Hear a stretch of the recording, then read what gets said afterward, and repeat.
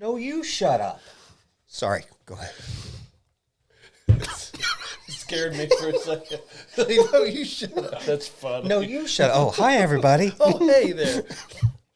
That's fun. Do you want to do that? You're listening to the Homeboys podcast, recorded in our Indiana office and with combined 40 years of experience. Here's your hosts, Clint and Scott. No, you shut up. Oh, hey. So how did two knuckleheads like us get into real estate? That's our show today. We're the Homeboys. We're stoked to have you here.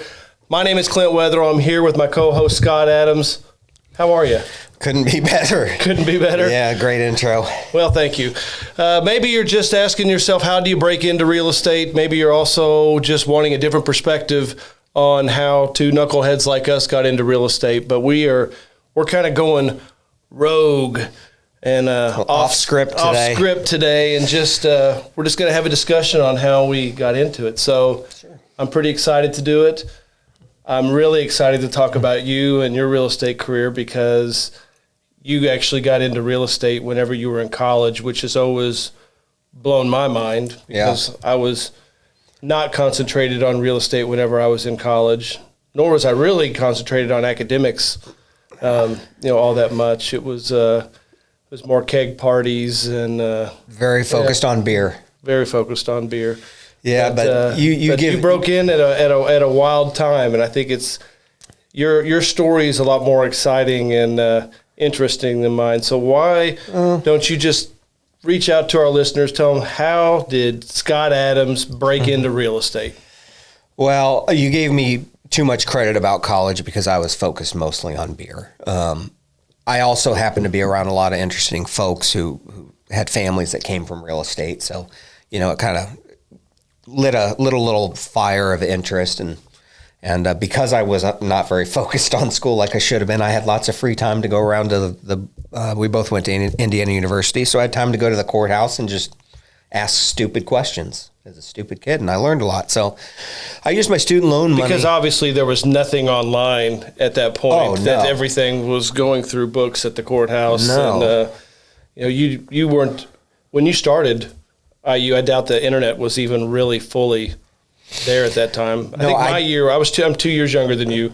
I think that my year was like the first true year that internet and email hit Indiana. So scary. We're old, man. Yeah, I remember I didn't know what a search engine was until my sophomore year. So my whole freshman year, if I wanted to go look on something online, I had to figure out what the www whatever address was, because I didn't know how to find it otherwise. And it was dial-up, of course. Correct, and Google didn't exist. I think Yahoo may have, but I don't know. I just knew you had to know the website name. Correct. That's how you went to a place. But so other than people doing infomercials on this at night, the only way to learn this stuff was to do it or know someone who did. And so I just kind of dove in. I used my student loan money on some tax liens, some real dumb, stupid stuff. You kind of skate over that. Yeah. You used your student loan money, to get in. That's probably not the most conventional way people get into real estate. No. So a tax lien, the person has 13 months to pay their taxes, which means you get paid back plus interest. So for someone who needed to pay their tuition bill in a month and a half, or however that long that gap was between when you got your money and that, I needed that money back. Mm-hmm. So buying something that can take 13 and a half months, if things go right, is really dumb. But I got lucky, and I happened to buy tax liens on people who paid their taxes like right after that. And so I know it was under $500, but to me it was the world. Oh my gosh, we were going through couch cushions for change for a 5-cent beer night at the Bluebird. In literally bringing rolls of nickels to go out drinking. That's right. So it was everything to me. And that kind of lit a fire. I had some family who knew some lenders. My mom actually was married for a very short period to a banker in Indianapolis who loaned to a couple of guys who do what we do, who you and I both still know to this day, these guys. Yep. One of them is literally, like, we look up to him probably more than anyone else in the industry. And when he's slowed down, he did very well, and he's able to slow down and not work much. We actually had his team come work for us because that's how much respect we had for that guy. For sure. And he's something special. A guy named Gary Apter, actually, just so we could say his name out. Which is a whole nother topic. Yeah. You know, surrounding yourself with people that know what they're doing. Yeah. True pro, great man, worked with integrity. He was a great example of success for us to look at out there in the world. And then a couple of clowns who I'm not going to say their names who did it all the wrong way. But I got in with all these guys. Sure. And I got to see how to do it the wrong way and the right way. And so I came up with this plan my senior year that, keep in mind, money was free back then. And when I say free, I mean, you literally could get a mortgage. You could get 100 mortgages if you had a heartbeat. Correct. For a 100% investment property Correct. financing, nothing down. Right. So I had this business model idea, and it's genius on paper. It's buy 100 houses. And how you buy those is you go out and you buy the worst houses you can find from 5 to 15 grand each. You buy them. You use a line of credit because the bank will just give you a line of credit. I had $1 million line of credit the day I graduated college. It's nuts. It's crazy. And so I would use that money. I'd buy a house for, say, 10 grand. I'd put 10 grand in it to get it good enough to put a tenant in it. And then I would cash that baby out. I would refinance it using just a traditional mortgage. I'd put 20 grand in my pocket, and then that tenant would be paying me rent, which means they'd be paying down my mortgage on that and putting money in my pocket every month. So I thought, if I get 20 grand every house, I do that 100 times, and I'm making $400 a month in profit on every one of those, I mean, I'll never have to work a day in my life. I figure I'll work 2 years, and then I'll just probably go sit on the beach. So that was my plan. For sure. Yeah. But I'm just trying to picture, because I know how my college life was, and it's funny, we were in Bloomington at this exact same time, did not know one another. I'm sure we brushed shoulders many times, not knowing it. But even, having $20,000 like in my pocket was, I mean, that was something that was completely just so off the radar for me that I couldn't imagine, ever having that much money. You and I come from humble, backgrounds, and, our parents, if they had it, would have never given us more than $10. Correct. I mean, we weren't given anything. Right. And so to go from negative 50,000 at college to, $20,000 literally a week that I was putting in my pocket was crazy. And, as you know, it made me go crazy. I mean, I was in Vegas every other weekend. I was living like a Hollywood superstar, even though it was all borrowed money on an idea that on paper looked good, but in reality was going to fail. No matter who you are and how smart you are, that plan doesn't work. It doesn't matter who you are. That plan doesn't work. So those were some years, huh? I wish I could have been there for it. Yeah. My first job out of college, I got a $10,000 sign-on bonus. Yeah. Before I went, but I had like 60 days in Bloomington after graduation before I went to my job. So like that $10,000, and all my friends would tell you about it, that was a fun month because we blew it, and that's exactly what you were doing with your friends, Vegas, these different things. So how did it translate? Because it's funny to talk about because obviously we're in our mid 40s now. It's past. We survived it. And we were children, and even trying to live that lifestyle sounds absolutely absurd to me at this point in my life. It's Mickey Mouse Clubhouse years for me and my kids. Yes, it is. But how did it, so after college, then where did it go after that? Was there an abrupt change? Because I know that you then you started holding properties for longer, renovations. What happened then? Yeah, so, I worked on that plan forever and watched it snowball. I knew it was a problem pretty early, that it wasn't going to work. Tenants in those kinds of houses, they don't pay their rent. They move out all the time, trash the house. You're constantly tenant turning. You literally have to, you make negative money on every house. You genuinely make negative money over time on that house. Not only it doesn't cover your mortgage, but you're having to put your own money back into those just to keep them afloat, as you know. So that 20 grand that was in my pocket from all those early years that I was out wasting it in Vegas thinking I'd, never run out of money, I needed that back bad. And so, for a few years after that, it was genuinely just stress. It was being in my 20s, having lived this life where everyone around me thought I was really successful. And then I was just pure stress. I was trying to keep everything afloat. And, you're 24 years old and you've got, $3 million, due in the next 6 months on all these places. And you're just, it's too much for a kid, And so I just looked for an exit and I barely got out, but I got out. And then you and I started talking soon after I had gotten out of those and was looking for the next thing and what to do. There's a lot of little things in between that I did. Clint and I are both really tied into this industry. We know everyone in it. We care about each other. It's a unique environment where we all know each other. We all care about each other. So I worked with Nancy Alley for a long time, who was one of the original gangsters of the HUD listing circuit. Mm-hmm. So I spent a few years working with her. She's an amazing lady who taught me so much on real estate investment side. Like I said, she was one of the first ladies who ever listed foreclosures in the state of Indiana, and she took it to another level. She's a neat, neat lady. And then I spent some time at sheriff sales, doing all kinds of other things, as you know, and making a good living. I'd exited those, and then you and I really started talking about, our different passions, and we knew each other. But before we get into that phase, we want to hear about yours. We probably should have started with mine because mine's a lot less interesting than that. I don't know. Here's the thing with yours.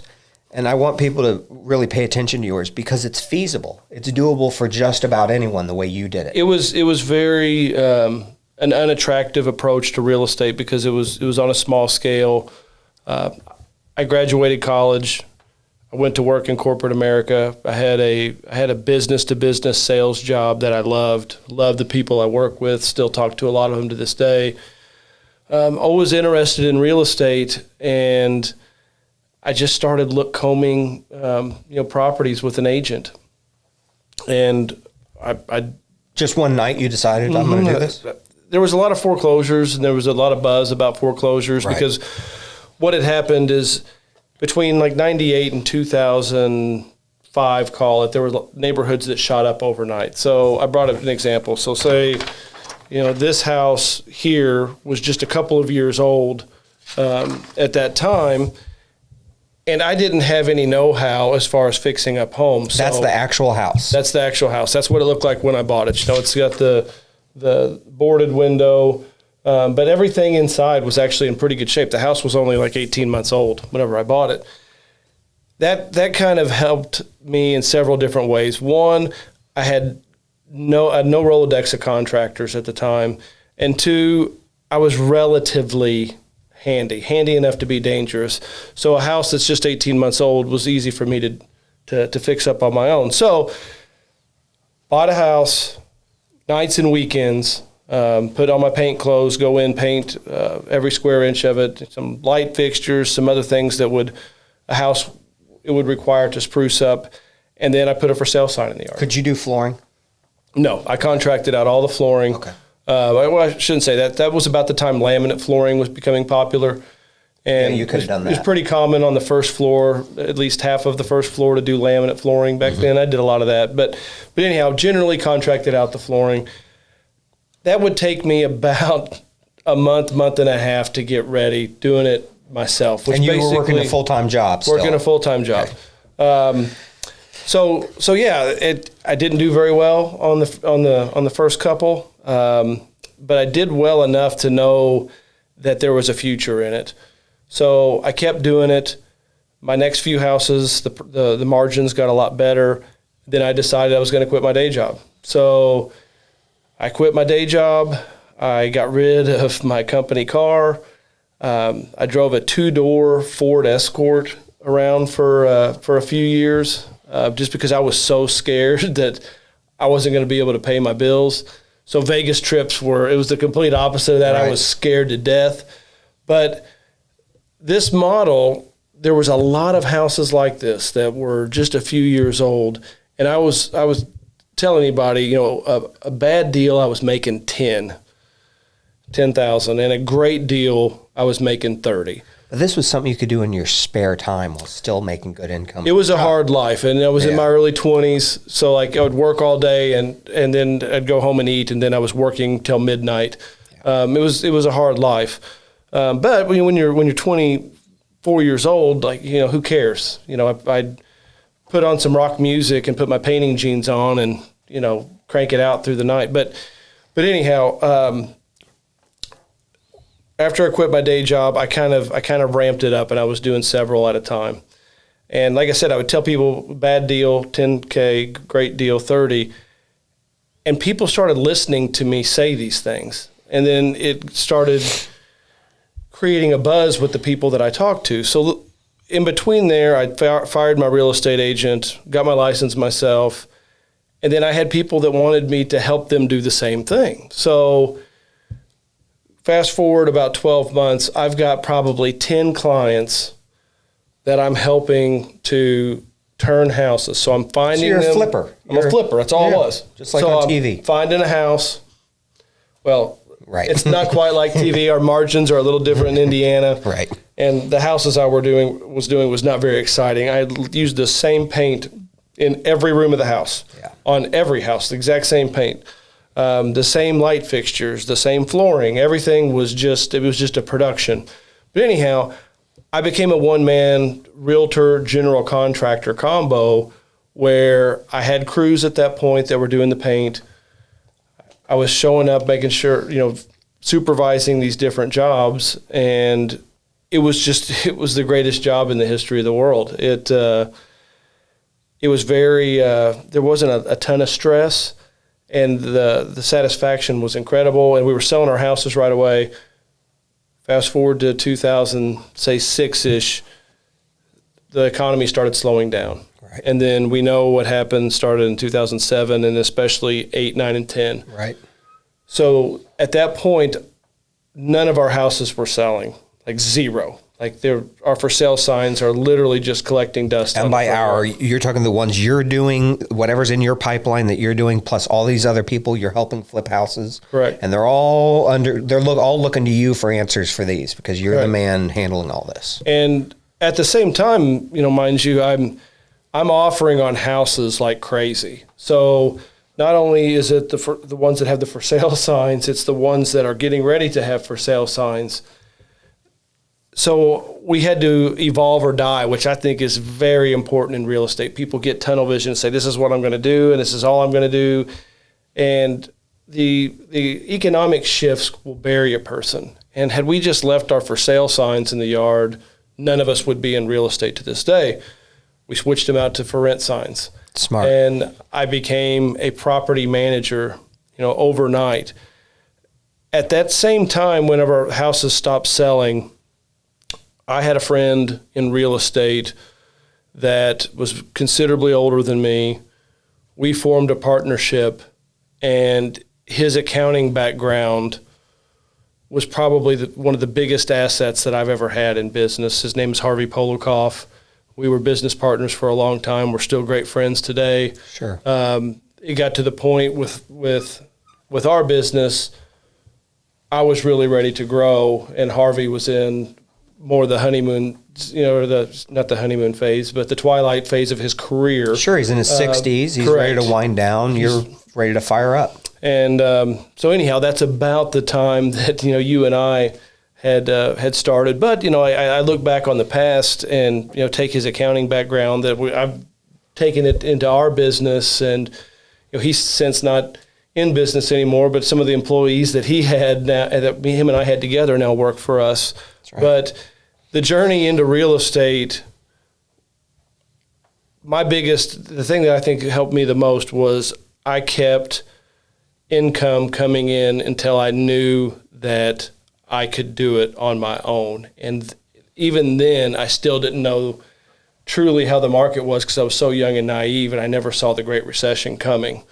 I think I'm a little bit more prepared for a down cycle now, but it's one of those things. Be careful what you wish for, because real estate, although it's offered us many positive things in our lives, it can be very stressful, as well. And like you said, you were pretty stressed out there. Very stressed. And so basically, to summarize, what our viewers are probably thinking is, okay, Clint did it the reasonable and responsible way, and this guy over here is an idiot and made it though. So what's interesting about that is I consider you the smartest real estate guy in all of Indianapolis. So I think that if you say that about what you did in the beginning, but you obviously learned. I'm proud I made it out very quick. Very few people could have made it out of that. But it is a pretty intense story. And I'm laughing because he's given you the G-rated version of a lot of these stories. It's a very, you could probably have a movie. Maybe not quite. I was just thinking Wall about Street, at age 23, I was passed out at a table in Vegas, and I woke up and there's a Crown Royal bag. You know those purple bags, and the dealer says, "That's yours." And I was like, and I thought maybe that was someone's I was with, because I was with a bunch of these other investors like me, idiots, and bigger idiots even than me. And I picked it up and I dumped it out, and there was I've told you this story 100 times and you've talked to him about it. There was over $1 million in that Crown Royal chips in that Crown Royal bag, just sitting there. I woke up to it and the dealer's like, those are your coins. And I don't remember anything. I mean, it was so stupid. It was not Wolf of Wall Street stuff. It was mostly feeling like crap half the time and trying to look cool, looking back. Right. But I'm it's funny. I'm glad that I went through all of that, because I had a wild streak that I needed to sow, obviously, and I got it out of my system. I learned a lot. I learned some of the same lessons you learned, which is you have to evolve. Now, don't be, you don't want to spread your focus in 35 different ways. I think you and I are both focused on coming up with a plan and executing it and sticking to that plan. But we also don't just stick to the plan if the environment changes. We adapt that plan and we keep moving. Well, and if you look at the different facets of our business, and mind you, the Lord has been very good to us, and very grateful for everything. We have done it very slowly, over time. I always tell people to stay focused, but then at the same time, you look at our business, we do property management, we do turnkey, we do real estate brokerage, we do commercial development, we do all of those things. Had we tried to do all of those things, even on day 1,000 into real estate, we would have failed miserably. It's been a very slow process. And it's structured too. We'll build a system for one of those things. We'll get the right people in place. That takes years. And then we kind of hand it off because we've hired the right people. And then we move on to that next thing to build if it fits within our portfolio. And I think that that's one thing that we both have done well and complemented each other by working together with, which is putting systems together. You are a systems guy like no one I've ever seen. I mean, that's part of why you're so successful in the property management side. It started with Property One, and now we've grown 800 times over. With property management, that system was tweaked along the way, and it's just recognizing when there were flaws in the system, and now we've got it to where the system is just basically repeated over and over and over again. But with the different phases of our business, I think it's important that even through different economic cycles, there's different phases of our business that we will either ramp up at any given time, and other phases where we stall or do nothing. Like say for development, for example, the pandemic has brought everything like crazy. The building prices are crazy expensive, so there's just not a lot of money, in it right now. We just came out of a few big commercial developments that we did, but I don't have any interest right now in building anything. No. At the time, it felt like the worst timing on the planet when so we had just launched the largest project we've ever done, and it's in his hometown. It's a 30,000 square foot mixed-use building, and then COVID hit. And you want to talk about scary. I mean, you're in literally the biggest project of our careers with so much money in it it's large enough to hurt us for a very long time. We would have survived it had it gone sideways, but it would have hurt in ways that would have affected us for a decade. And that was scary. And then we realized as it got rented fully, and it's just a great asset, and then building prices went up, to build that same building today that we built 1 year ago, it would almost double. It would. And so suddenly you've got this great asset that no one else could build, and it's got great value. So So we've had a little bit of luck on our side too with this stuff, but it's also just not forcing things. It's looking at the market and seeing what it is. So, I know that we get a lot of people ask us questions about us and where we came from and how we got to where we are. And so we wanted to share that, with everyone out there. And we hope that you can get something out of this, which is don't be stupid like I was. And I think the thing that's interesting about it is that we are truly just two dudes. Yeah. That's why I think it's important to tell people how we got into real estate, that we didn't have fathers that were in real estate that we watched as we were growing up, or we just kind of dove in and figured it out together. And I also think it's important to bring everybody back down to earth a little bit, that real estate is a long-term profession. It's a great point. Getting rich quick did not happen. For me, especially, I know you had some leverage going on in Vegas and some borrowed money. Yeah, borrowed money. But it was a very slow process for me, and really for us, both of us, after you changed your business plan and right. So I always recommend to everybody, don't jump in thinking that this is something that is going to just happen overnight. And what we focus on now are a lot of houses like what you started with. Is the funny thing for our clients. This is what we help people do, is have one good rental home, one at a time, and then the next one, good quality ones. The lessons we learned, we help apply for them. And, there's a reason that we punch out the properties that we punch out for our clients. And there's a reason we're now focused on our clients.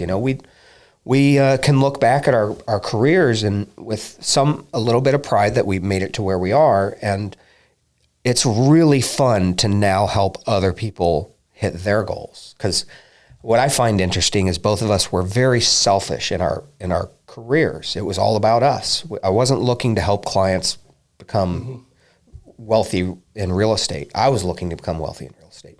You were doing it too for your own. You were good at it, so you'd help some people. But I was getting paid. Getting paid well. Along the way, and it was.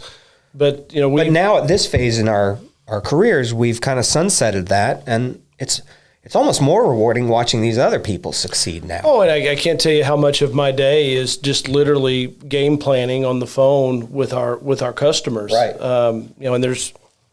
And we're not attorneys. We're not starting the clock and charging by the hour. Right. A lot of times it's just really talking through the investments that they have and helping them pick the right investments to purchase. It's hearing their goals and trying to help apply our lessons to help them succeed. And it's a real interesting part of the career. It's definitely the most rewarding too, which I never would have thought. You've got some stability in our own portfolios, which is great and allows us to do what we do now, which is focus on all these other folks. So kind of a big round circle now, huh? So we started as maniacs, or at least one of us did, and now we're plugging away here. It's been a fun ride, and like I said, it's very important to pick the right people to align yourselves with. Scott and I are business partners, but we're also very close friends, in life in general. And, we've got a staff of people that are like that too. It's really surrounding yourself with people that you like and people that will get it done. And I think that we've done a pretty good job with that, which has created a very fun environment. I love real estate. It can be very stressful, but it's really, I'm the most unemployable person in the city of Indianapolis at this point because there's nothing else I'm going to be able to do. We both say that all the time. We are completely unemployable at this point. This is it. Yeah, we've got to be good at what we do, or we're in trouble. We're in big trouble. Or my wife's going to have to go back to work. Oh God, that would be. I don't think it's time for that with the Not 2 with and those 4-year-old little girls around the house. Yeah, So I'm almost an empty nester. You're just getting started, man. Hold the job down. it's I've never felt as old. Well, it feels weird having a whole episode where we just talk about ourselves, but I know we get a lot of questions about it, and so I hope that helped answer a lot of people's questions on how we got into it. And yeah, mind you, everybody's story is different. This is just 2 examples. Don't over leverage yourself and go to Vegas with a pile of money. Slow and steady is my best advice as far as the real estate game. Let us help you. Or someone like us. Absolutely. We'd be happy to help facilitate that for you. But anyhow, we're glad that you were with us today. We're the Homeboys. Happy investing. Take care.